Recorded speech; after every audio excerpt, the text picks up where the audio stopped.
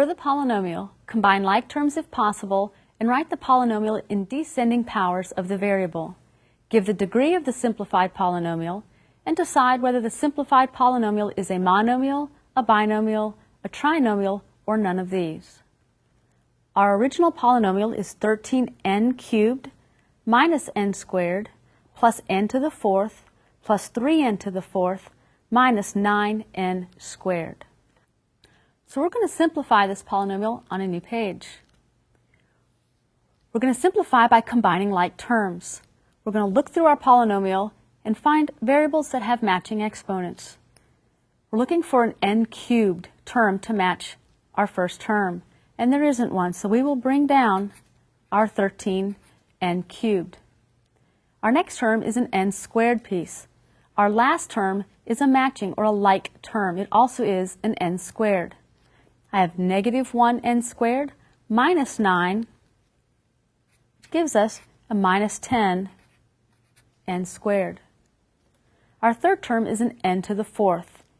Our fourth term matches, and it's a like term, which is also an n to the fourth. 1n to the fourth plus 3n to the fourth is 4n to the fourth power. We're now ready to place this polynomial in descending order. We're looking for the highest exponent that occurs on the variable n, and it's 4. So 4n to the fourth ends up in the first position.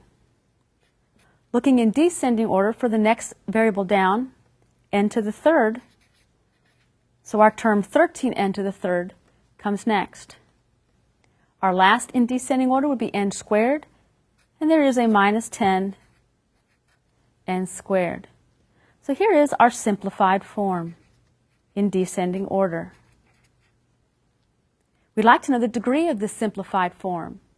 We're looking for the highest exponent that occurs, so the degree of this simplified form is 4.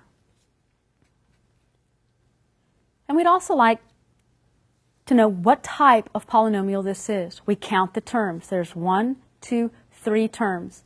A 3-term polynomial is called a trinomial.